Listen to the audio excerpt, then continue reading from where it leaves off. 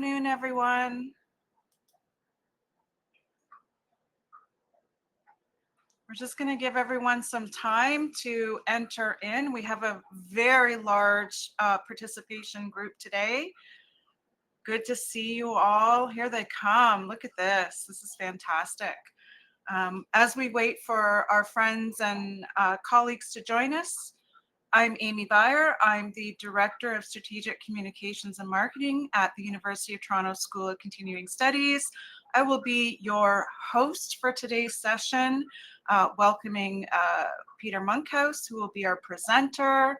It looks like we're nearing 400 individuals in the session today. Strong indicator that we have a really important topic, a topic that's also sparking a great deal of curiosity. And so I'm very excited to kick us off. We have some small housekeeping pieces that we like to go through just to ensure that we are able to give you the best possible webinar experience today. First and foremost, we highly encourage you all to use the chat. I can see there's a strong number of you that are familiar with how to use that. Please know that we encourage conversation, questions, and engagement in the chat throughout the session. We will be collecting specific questions you may have for Peter and posing those questions to him at the end of the session in a Q&A or question and answer period. We also want to let you know the session is being recorded. So at the end of the session, early next week sometime, you will receive an email that has this full recording and therefore Peter's presentation. This will go out to all of you who are with us here today, as well as those who registered but weren't able to make it. We are at the mercy of technology, so please, if you have audio issues, we recommend that you start by checking your audio audio settings within your browser. Please do make sure that the sound is turned up on your monitor or what have you. If those two things fail, we do recommend that you exit the webinar and then come back in. And lastly, wanting to let you know that your microphones and cameras are disabled from our side of things. We do this deliberately just so that we optimize the webinar experience for everyone with us today.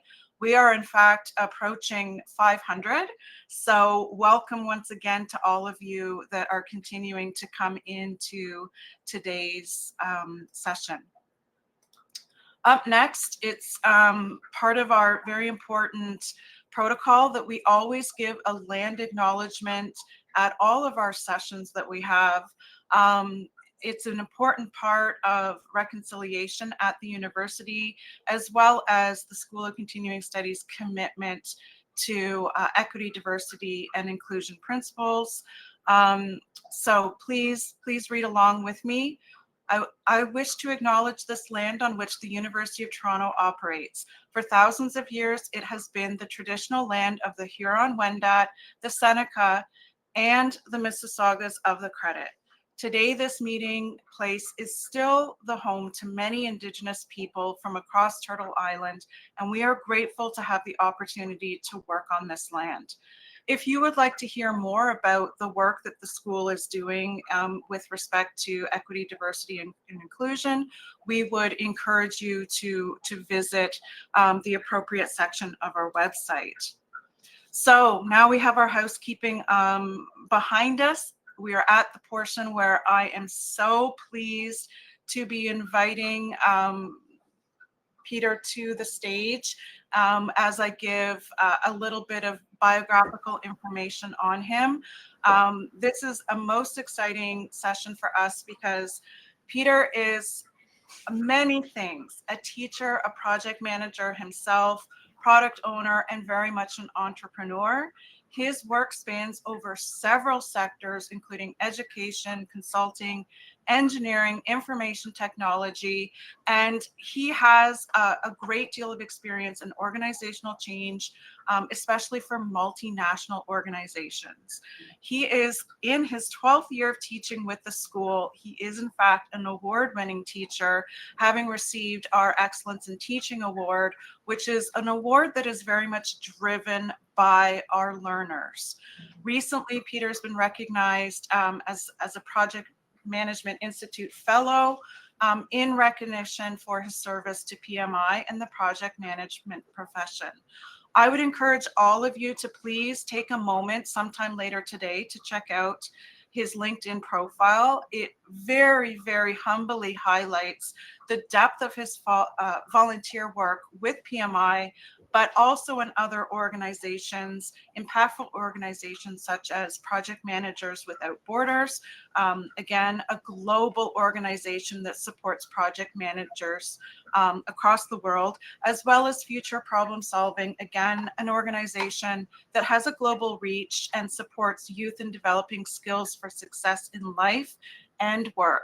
I always think it's important to take a moment to recognize this volunteer work that our instructors do, because I think it's a very strong testament to the fantastic humans that they are and the impact that they make well beyond their sort of regular day job in the workforce, and the impact that the body of his experience and dedicated work actually has on the learning experience of our learners. So Peter, thank you very much for joining us today. We are absolutely thrilled to have you. Please do your thing. To all of you who have joined, thank you for taking the time out of your busy days to be here and give some dedicated time to your professional learning and engagement. You are in for a real treat. And with that, Peter, welcome. Thank you very much, Amy, and thank you for the very kind words that you have. And welcome, everyone. I'm thrilled to be here and share some of my knowledge and experience in this very interesting realm of artificial intelligence as we apply it. In my case, it's going to be to project management in this particular session, but a lot of the things I'm going to talk about can be used in other sectors for other things that we do as well. So for the next 40 minutes or so that I'm going to be speaking with you, we'll talk a little bit about AI and project management.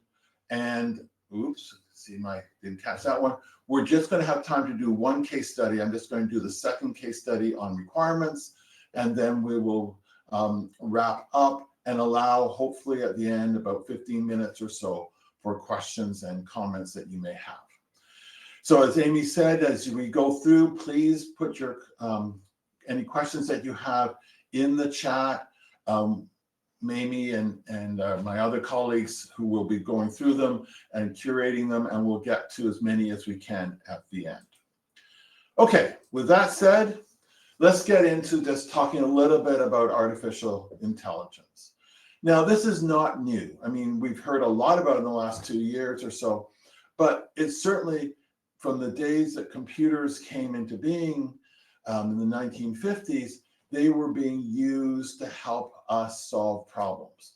Now, initially they were very directive, but there were certainly some of the early stages of the ideas and the technology going back to the early days. And as I got in the last bullet point here, that Geoffrey Hilton, Professor Emeritus here at the University of Toronto, was a co-winner of the Nobel Prize in Physics this last year.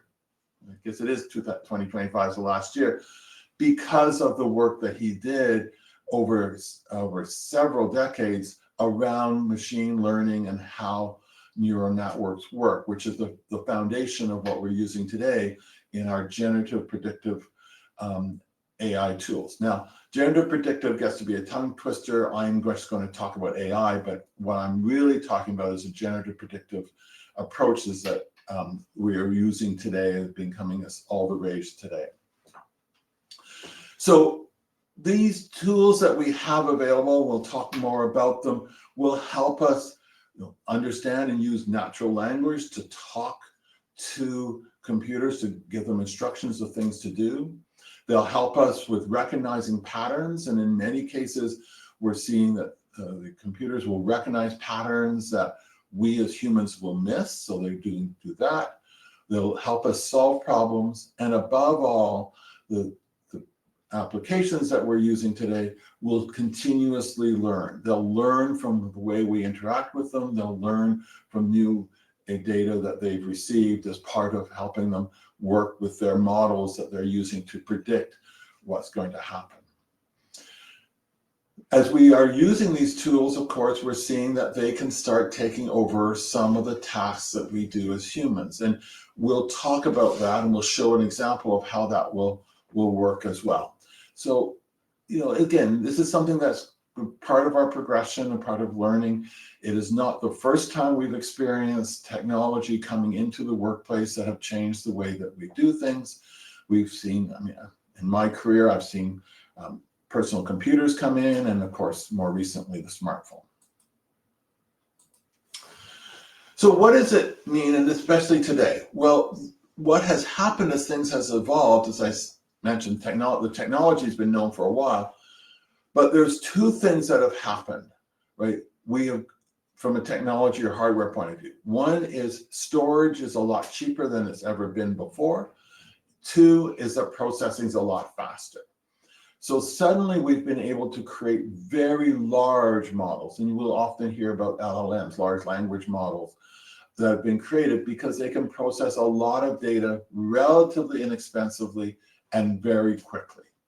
So this has made it a lot more usable for us to use, and whether it be in our work or even on our personal lives as well, for us to use these tools to help us do our jobs better. Right, what can these tools do? Right, you've got a list here of things that the AI can help us with. Right, whether it's from helping us solve complex problems to trying to automate and streamline some operations, which I'll show you some of the examples of that, where we can look at using it to help us improve how we're doing things and some of the information we come up with, how we can interact using natural language. You can think about the Alexis and Siri, that tools which we can talk to, and they will understand and use that for us.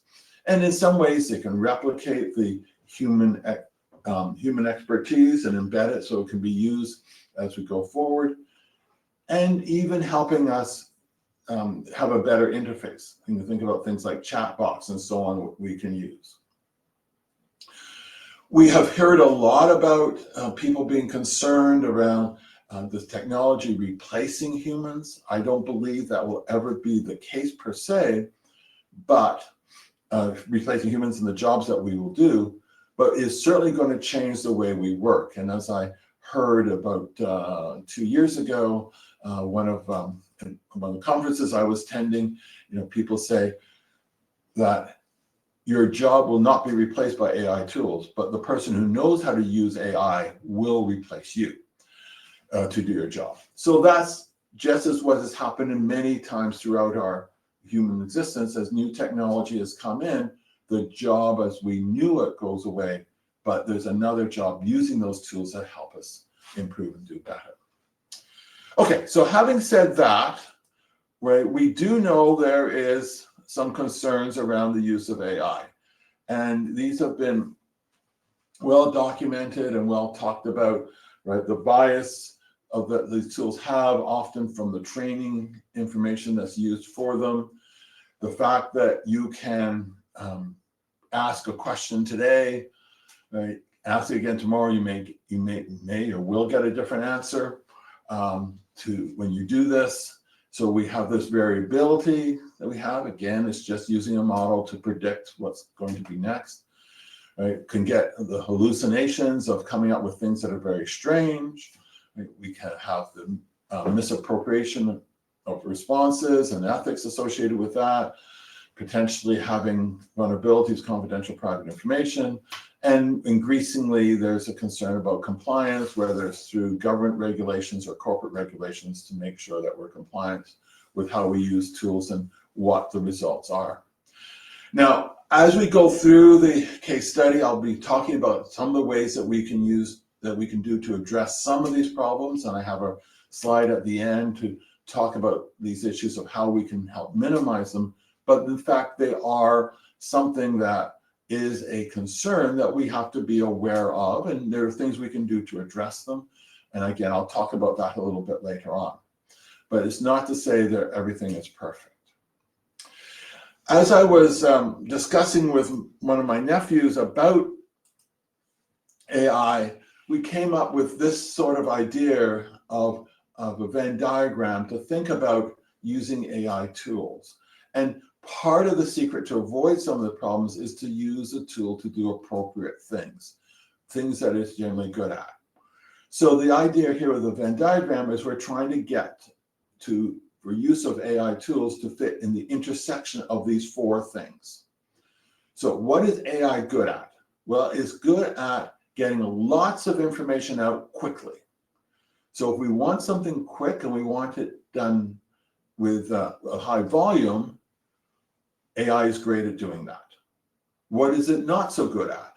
It's not so good at precision and accuracy. So it's not good at always giving you the right answer, and it's not giving you the same answer consistently. So we can very simply think of problems where we're trying to brainstorm as being good.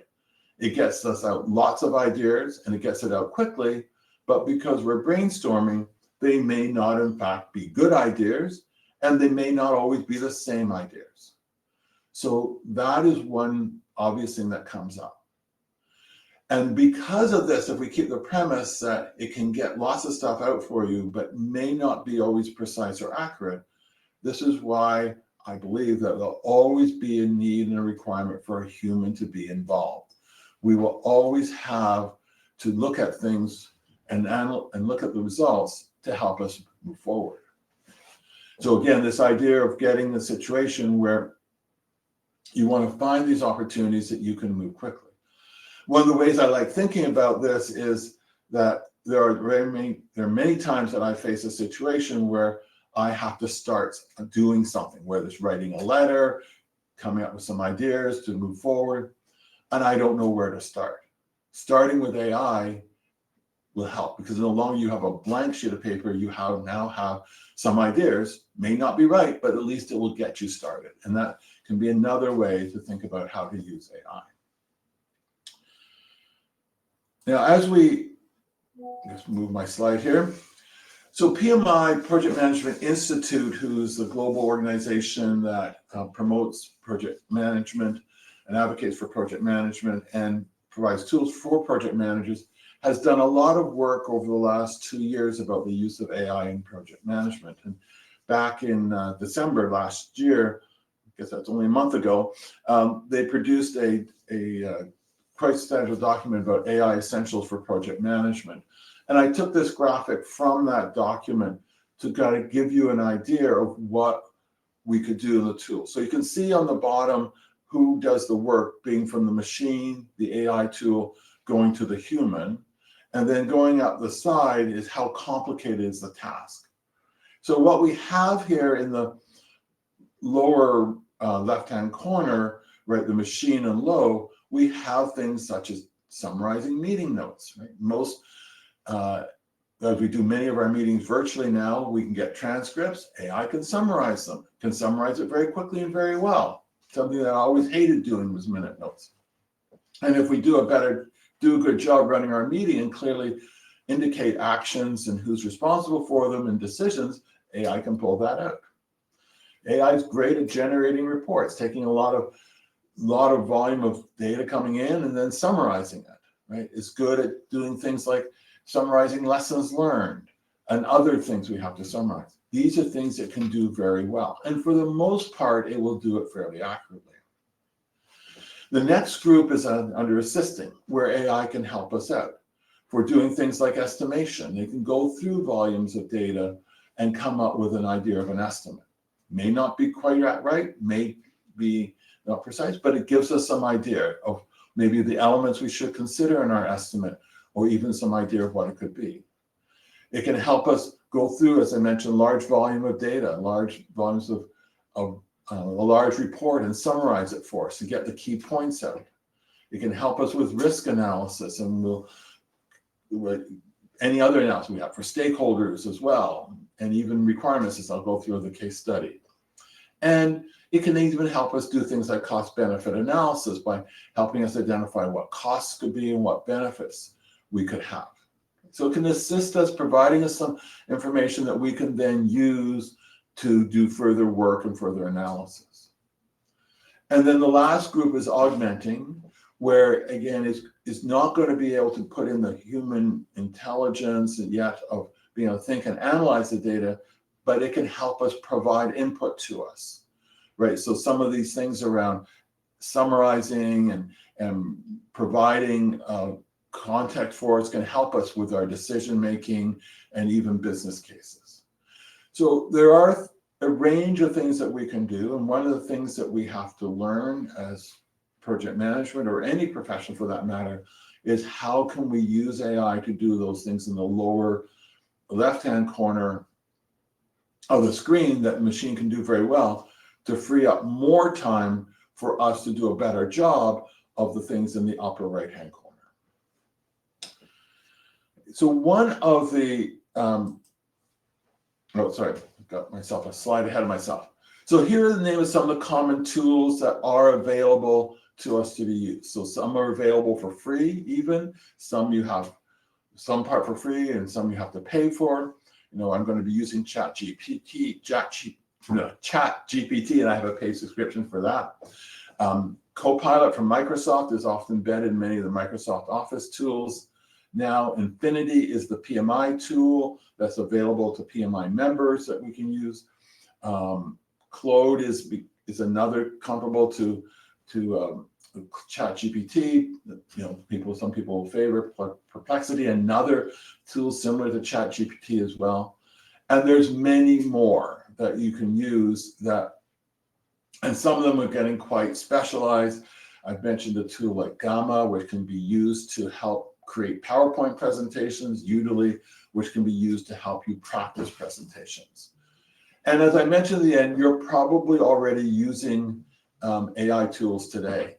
I happened over the Christmas break to open up and review a document I had written several years ago, and I thought I did a pretty good job on it. I'm sure I went through the word spell checker at the time and cleared out everything. I opened it up, and here's all these red squiggles and blue squiggles underneath the words of things that the word is now being able to pick up. You know, not only just spelling of the word, but also the context to make sure I'm using the word in the right way in the sentence. The blue squiggles are getting a lot better and a lot more accurate. And even the spelling, you know, the use of the word there and many others that can have different, be spelled correct, but you've got to have the right context to use the right spelling for that. So these embedded tools are also getting a lot better, and we're seeing that now. So in some ways, we're already using the AI tools today. Now, the big aha, I guess, for us as you start using AI tools, and especially to address some of the concerns that we find around hallucinations and giving wrong answers and so on, is how we ask the question. And this has now got this fancy term of prompt engineering. And all it is how you write the question. And the way you write the question, the way you ask, can have a great bearing on what the quality of the response that you get. So I've got several things here that we should consider when we think about how we're going to interface with AI. First is we want to be as specific as possible, right? So the more specific we are in our question, the better we're going to be at getting the answer we want and to get it more consistently. Second, we want to provide AI the context of what the question is, right? So as I'm asking a question about gathering requirements, again, I'll be showing that as a case example shortly, I want to talk about requirements for what, right? So give the context for what I'm trying to do. That will help give me a better answer. Interesting one is tone. So, this is how the words that we use to ask the question. Again, AI is just predicting the next word. you can think about if you're having a heated conversation with a colleague, and the tone is going to get a little bit more personal, a little bit more fractious, a little bit more argumentative, right? Well, then your response is going to be that way as well. AI is just predicting the next word. So if it thinks it's in an argument and hearing those words, it's going to predict one that will help escalate it. On the other hand, if you're very nice and kind, it will tend to follow a more nicer and kinder response, right? So, I was so funny to see, and I do it as well, as I ask AI, can you please provide me, and thank the UA for this, but can you consider this, right? That tone will make a difference in the type of response that you get. You can provide examples or templates or ways that you want the output to be displayed. Also very important to do to get something that you find is useful. Often we will, go back. You should view having a conversation with the application. So if you're not getting exactly what you want, give it some feedback, right? To ask it to try for different things as well. Of course, be clear what you want. And lastly, is also not only say the context, but also give indications for how you want to use the results at the end will help AI give you something that's more useful to do. So as I've looked at this, there's a couple of ways of looking at reminding how to write a great prompt. And the one that I love is very simple. It's just the initials of RTF. Right. So first thing is make sure you start off with the role. So what's the role, the context of you're asking the question? Second, the task, what do you want AI to do?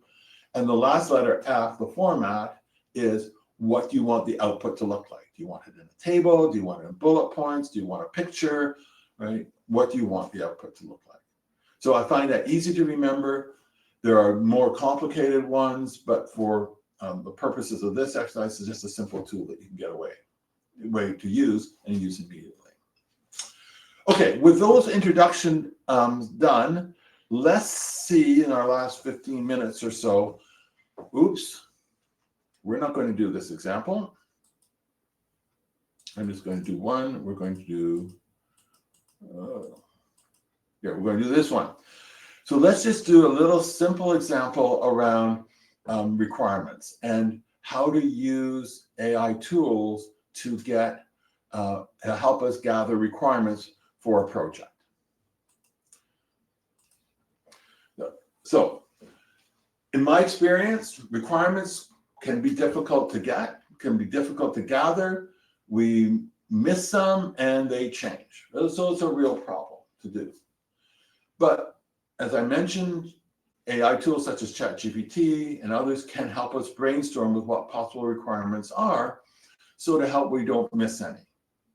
They can also help us analyze requirements that we get from a variety of different stakeholders and put them into a project management artifact called the requirements traceability matrix, where we can help have them recorded and review them, right?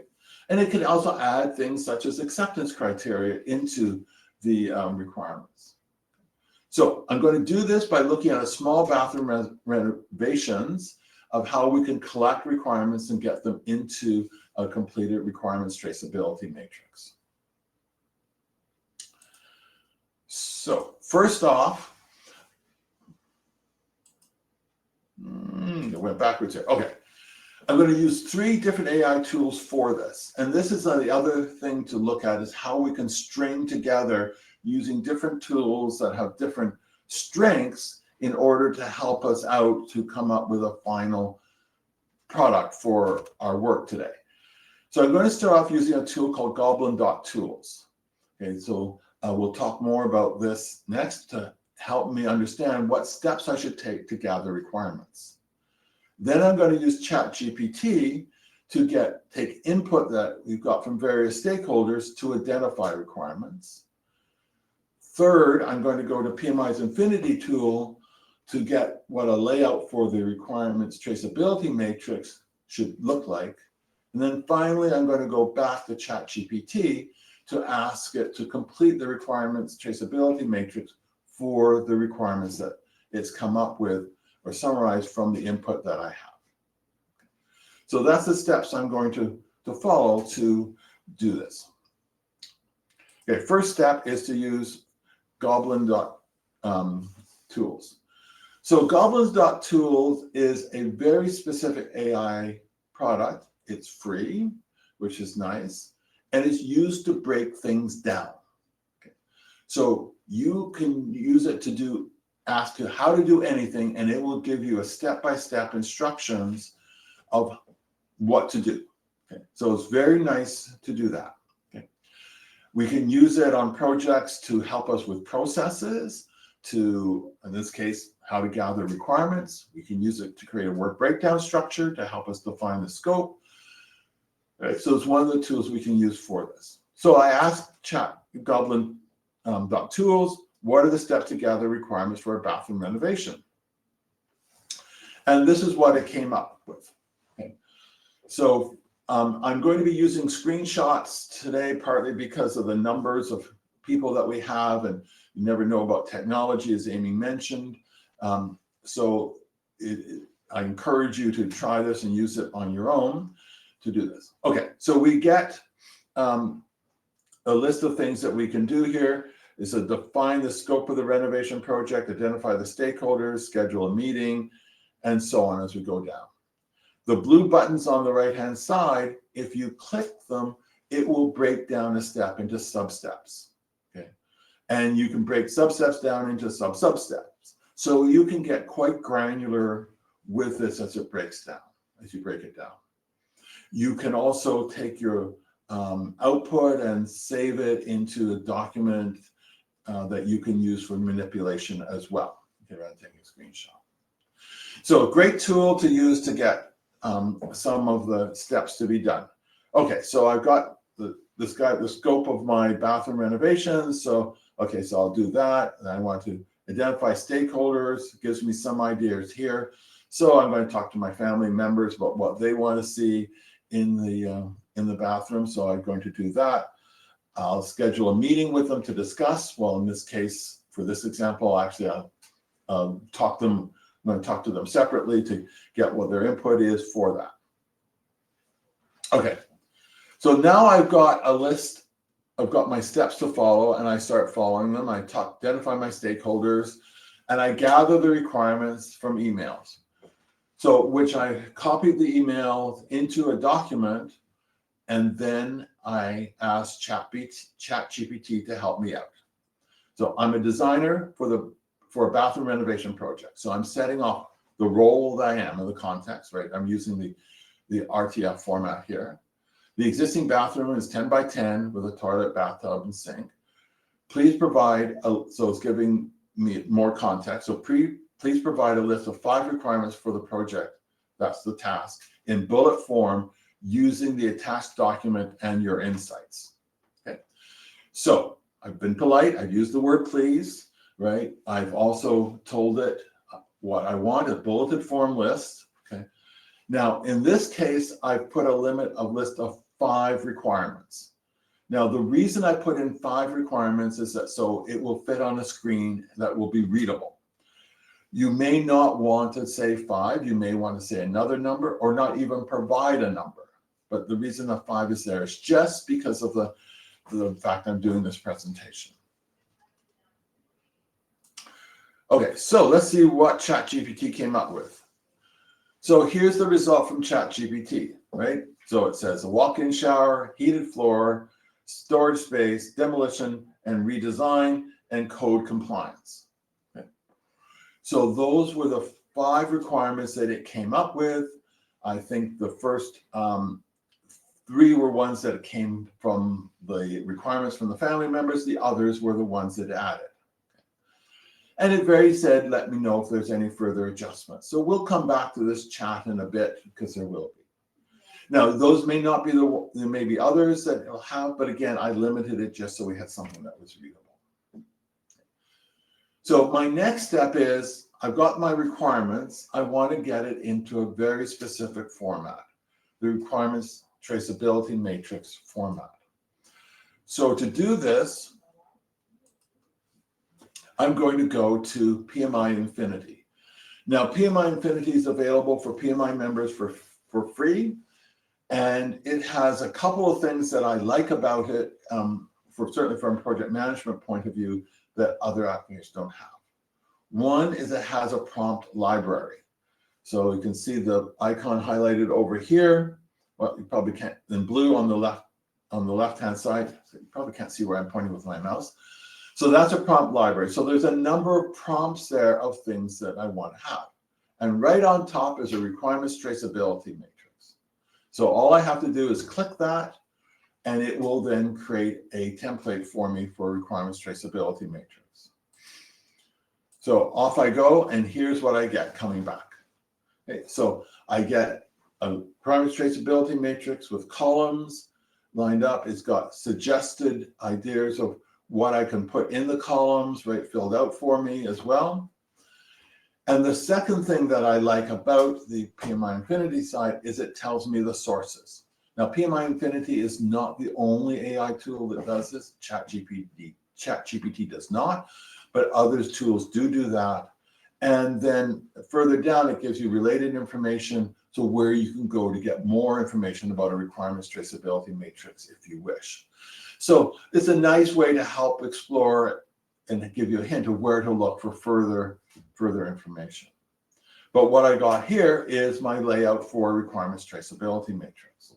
So what I do is I take that, I put it into a Word document to save it as a template, and then I go back to ChatGPT, politely saying, thank you, but I want you to format the list of requirements now in a table using the template provided, right? So that's the one I got out of PMI Infinity. So I've now uploaded the template document into ChatGPT, and I let it go. And well, it didn't quite come out with this format, but I reformatted it to just make it a little bit larger and easier for you to read. So it's got the columns that were in my table. It has added down the requirement ID, the description that it had earlier. It put in the objective. So why would I want to have this? A heated floor, right? Provide underfoot comfort year round. I think certainly wish my bathroom had a heated floor today with it being so cold out, right? Status, it added the priority for me. Now it's come up with that priority. I may agree with it or disagree with it. I have to change accordingly. The owner, which is from, which gave us me. The source. So the source was going to be the documents that I provided. And then the last one, compliance, is the Ontario Building Code as a compliance requirement, which wasn't stated by everyone else. So that was interesting. And then it added the acceptance criteria. So acceptance criteria, how do I know if this requirement has been met? So heated floor operational with adjustable temperature control, as an example, reading from the second one. Again, these are great start. I may want to go and review with the stakeholders and adjust, what the acceptance criteria would be, maybe talk a little bit more about the objectives, but I now have something in place as a requirements traceability matrix. And the time to do this, I've talked about this example, this case study for about last 10 minutes or so, and that's about the time it took me to build this together. Right? So it's not very difficult to do, and it gets you a great place to start. Okay, so just to review what I did, right? I used 3 different tools, goblin.tools to help me with the steps to follow, ChatGPT to do an analysis of requirements I had gathered from stakeholders, as well as one to reformat into a requirements traceability matrix, and PMI's Infinity tool to help tell me what a requirements traceability would look like. Now, you notice I went through a series of steps to do this. And this is a concept called chain of thought, where you don't dump in AI a big problem, you take it through steps, right? So in the case of ChatGPT, I used 2 steps. I told it to think about requirements first, then to reformat and add in priority and acceptance criteria. This is one of the ways that we can help look at incorrect outputs and deal with hallucinations, because it's not trying to do too much at once. Plus, we can give it feedback at each step focusing just on that step. So although I didn't do it in this example, I could have gone back and asked it for more requirements or for clarification on the requirements. And then when I was happy, we had a list of requirements that was more or less complete, I could then move on to the formatting step. So another approach besides prompt engineering is to use this idea of getting AI to do small steps and not do the whole thing. As I mentioned, we can use this approach of how I went around with requirements, can use very similar for things such as risk assessment, identifying risks and then assessing them, stakeholders, identification and then engagement, also for summarizing up for doing things like status reporting as well. Okay, so just to wrap up here so we can allow some time for questions. So as I mentioned, there's some several AI concerns. So going back to them, this idea of using informational and data biases. So one of the techniques that we can use is to create our own AI database and for the AI to learn on. So this is what organizations are doing of all sizes. Well, my nephew, who helped me with the Venn diagram, he's done that for his law firm. He's fed his law firm all his letters and other legal stuff to create his own AI database that he runs his letters through now, just to get more ideas and correct errors that may be in them. But he's doing it on his database that will give him his privacy and confidentiality. Also will allow for minimize the bias, because he knows what he's training on. It's biased towards the way he likes to think about the law problems he deals with. So that's one of the solutions that we can use for that. It takes more investment, but it's something that can give us better results. The high degree of variability, use prompt engineering. Keep things small and simple and specific. It will tend to limit the variability. Open-ended questions are the ones that will give us more variable answers. Incorrect outputs, data inaccuracy, and hallucinations. So again, customized data will help. Prompt engineering will help to be specific as we can, provide the context. And the chain of thought approach that I just talked about will also help out not overwhelming the app so that they can get a better response. Ethics misappropriation. Okay, so this is where you have to think about why are you using AI and how you're using it. If you're going to start asking AI inappropriate questions to do inappropriate things, it's going to give you inappropriate answers. So think about how you're using it, right? Last thing is leaking confidential data. So besides getting your own customized data and encrypt the storage, the other way to think about this is to autonomize the data. So if you're going to use an AI to run through where you have confidential information, well, change names, change company names, change people names, change dollar values, so that you can do it to do what you want to do and then update them later. Takes a little bit more time, yes, but global search and replace can help. And it will help make sure retain your confidentiality.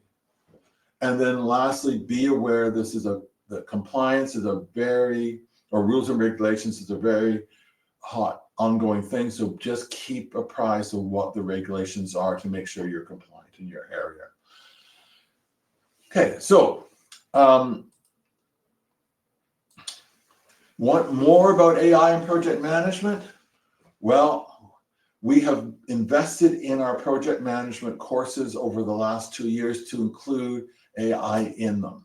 So here at the University of Toronto School of Continuing Studies, we have a project management certificate. Our main project management certificate consists of our Foundations of Project Management, or the two micro-equivalent courses, Leading Projects and Organizations, there's 2 micro-equivalent courses, and Project Tools and Techniques. All of these courses have exact use cases of where AI tools can be used to solve project management problems, as well as where you could consider using AI as you go through doing your project management activities. We are updating our Agile course. There's be a new one being introduced this term about Agile project management practical approaches, which again has AI in as well. So you can see these courses are all available now. There's still I think all of them still have sections that haven't started yet or have just started. So you see the click here of where you can go for the foundations course, where you can get registered and learn more about project management and AI in project management as well. We also have some certification courses as well. So PMI offers the Project Management Professional, PMP, prep course. So that's available if you want to get your PMP. Now that doesn't have AI per se in it because it's still new. It's for project management certification, but the Canada has the third highest per capita PMPs in the world. So if you want to follow a career in project management, you should get your PMP certification. PMI also has another certification, the Certified Associate Project Manager, which is for people just entering the project management profession, don't have any work experience, and we'll be launching a prep course for that certification later this year, if all goes well. So with that, I think I have talked enough, and I did promise to leave some time for questions, so we're going to turn it over to Amy to help out to prompt the questions. So Amy, I think I saw on the side here the chat was really busy, so let's see what you got. Okay, so the chat is humming, and let me explain why. You've broken a couple records today, Peter. First and foremost, with the overall initial interest, we had over 1,100 people sign up for today's session. And not only that, we had an extremely high, what we call turnout rate, individuals who came and have taken the hour out of their day to be with you in person virtually. As a result, we actually had to open up the capacity of the room. So thank you again, Peter, for taking this time. But to all of you engaging with us today, thank you so much. Before we get to the Thank you, Amy. Thank you, Amy. That's incredible to do. And I think I forgot to mention the 1860, the Foundations course. That's an introduction course. That's designed for people who don't know anything about project management. So I forgot to mention yes, that. And to build upon that point, we did throughout the presentation receive several questions from our participants along the lines of how do I apply? We are incredibly proud that applications are not necessary at the School of Continuing Studies. We are, in fact, what we call open access, which means you don't have to have a certain level of degrees, diplomas. You don't need to be a certain age. You don't have to have a certain level of experience within the profession. If you are able to make the time and you have the funding to enroll in our courses, you are welcome at the school. We also received, in addition to questions related to project management, we also had some more pointed questions about AI courses at the school. We do have programming in that area along with their certificate. So please be sure to take a look. Sean has been given direct links within our conversation today to some of the courses that Peter has highlighted, including our foundational course, that 1860. But we do also want to give special notice to our PMP prep course, which is really important for the profession as well. So Peter, we've received a ton of questions. And so what I'm going to try to do is actually bundle a couple so that we can maybe get best bang for buck, as it were. First and foremost, to start off the conversation, there's been quite a few questions about the role of AI and impacts on employability, positions that may be at risk as a result of AI, particularly in the project management profession.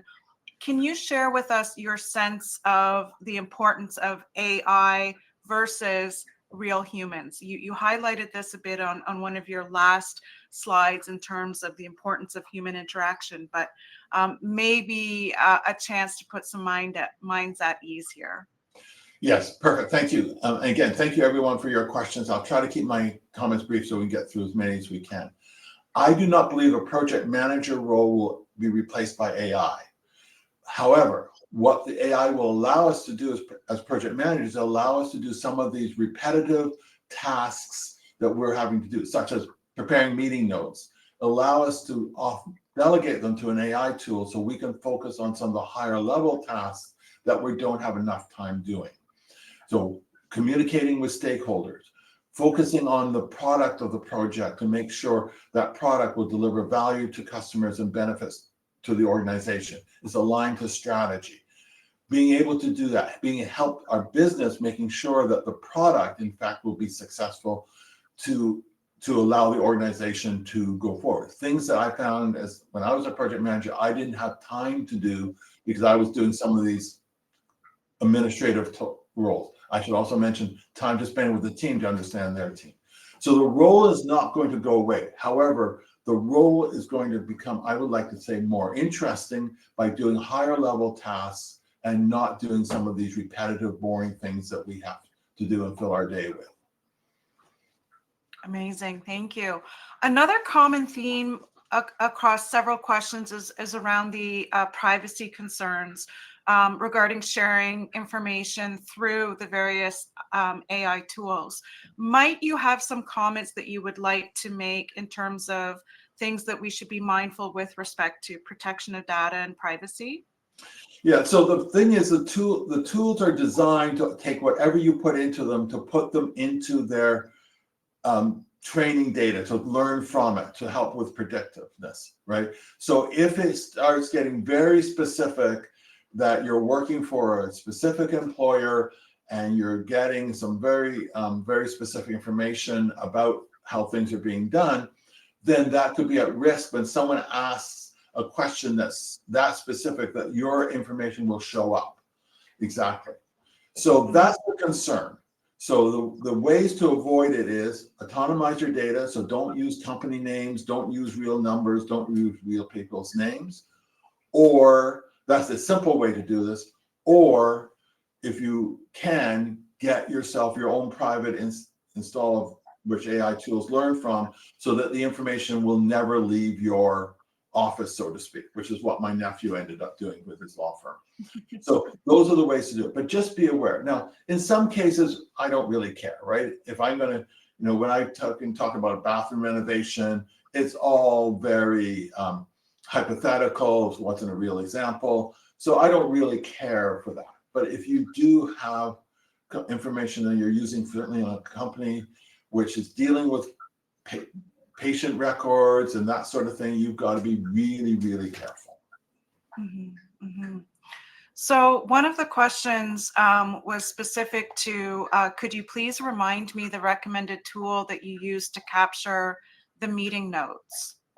Yeah, so I don't recommend all. What I mentioned is that most of the tools that we have for meetings now, when we do virtual meetings, will do transcripts, right? Zoom, you can turn on transcripts for. MS Teams will have transcripts ability. You can, I think it was, Udemy will actually, if you do a practice presentation, it will create a transcript of that. So there are lots of tools that are out there and they're embedded into these collaborative tools that will just create the transcripts. As long as you get a transcript, you just run it into ChatGPT, Claude, MS Copilot, whatever, Gemini, whatever tool you like to use, and it will summarize it for you. Amazing. Specific question to Goblin, the example that you provided in our case study. Does Goblin Tools or PMI Infinity have templates for different fields of projects? Goblin does not, Infinity does, right? You saw that when I did the requirements traceability matrix from the prompt, right? You can use Infinity to get other templates for project management as well, right? So as PMI designed it, it runs on ChatGPT underneath, but it will first go to their curated data that PMI has for best practices and get the results from there before it will go to ChatGPT. So that's the best place to get templates for project management. So I'm going to take a theme that came up in terms of certain AI tools and privacy and alike concerns. We've had a few comments within the chat today that indicated that Chat GTP and other platforms have actually been banned is a strong word, but I'll use the word banned from various organizations amongst the participants today. What do you think may be the future of AI, and will there be any restrictions based on your intimate work and dedication to the Institute of Project Management, the PMI?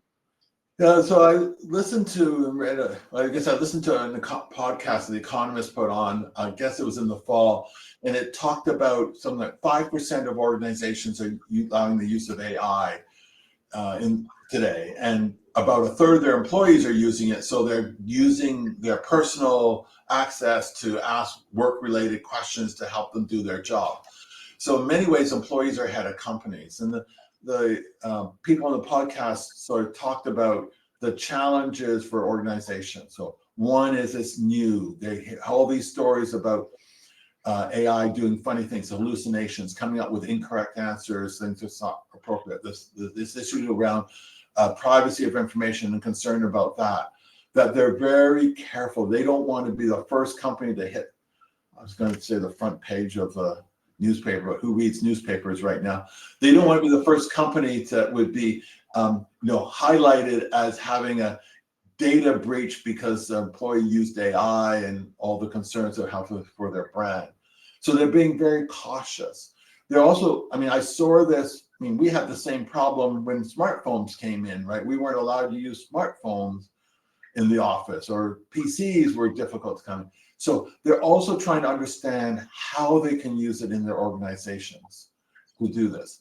Now, funny enough, the podcast towards the end mentioned that with all this reluctance of organizations going forward, they found in another study The Economist did that for salespeople who use AI tools were being paid a third more than those who didn't. Because you can see AI can help build customer contact lists, can help automate messages going out to keep engagements with contacts and so on. So this is where the challenge. I think organizations are being very cautious. They see that the initial investment that they have to make if they want privacy is going to be substantial. They're just not sure, right? And this is a problem with any new technology. The people that sit in the ivory towers are old guys like me who don't know about the new technology and don't know how to use it, so they're reluctant to do this. So it will change over time. I can see, and I think anyone who has, how it can help me. Even the fact I don't spend 15 minutes staring at a blank sheet of paper before I start something, right? And I can save that. It helps with my productivity by just asking AI and getting something to move forward. So I think we'll see it being used more and more in the future, but organizations are going to be slow to adopt it until someone figures this out and starts using it and starts being successful. Then what all their competitors are going to be doing. They'll be jumping right on so fast, right? So let's get ahead of the game. Yeah, brilliant. That's so brilliant. Everyone, my amazing humans who have joined us today, we are in fact approaching the hour. So a few concluding comments. My colleagues Sean and Igor have been directly adding links to the presentation window today in some of the courses that we highly recommend. We are very pleased, again, open enrollment. You do not have to have prior experience, prior degrees, etc., to enroll and participate in our programming. We do encourage you to look at the huge library of program offerings that we have specifically for our project management. This is one of our longest and certainly continues to be our most successful offering within our huge library of programming. I would also like to note that it's not lost on us that oftentimes there are many people who want to engage in personal and professional development, but may have some financial barriers to doing so. We want to make sure that everyone today is aware of the fact that there is a Canada Training Benefit Program open to everyone when you're doing your annual taxes, that if you've taken a course with us, you are in fact able to get some of your registration fees back. So we highly recommend investigating that if that's something that of interest to you. And of course, the most important closing remark is to thank Peter for walking us through all of this information. Personally, I don't think I've ever learned so much within an hour. I was teasing the participants in the chat, Peter, that I came to host, but am walking away myself with a vast amount of unexpected learning. So thank you so much for coming today, sharing your insights, being frank and, nothing but honest within the way you're answering all of the questions we have. This was a wonderful way to spend an hour. I wish you the very best in your upcoming teaching. You all have seen a taste of it and know what you'll be getting in the classroom with Peter. So thank you so much, Peter. You really are one of our stars, and it has been our pleasure to share you with this huge audience today. So thank you so much. Thank you, everyone. Good luck in your continuing learning journey. Thank you. Thank you, everyone.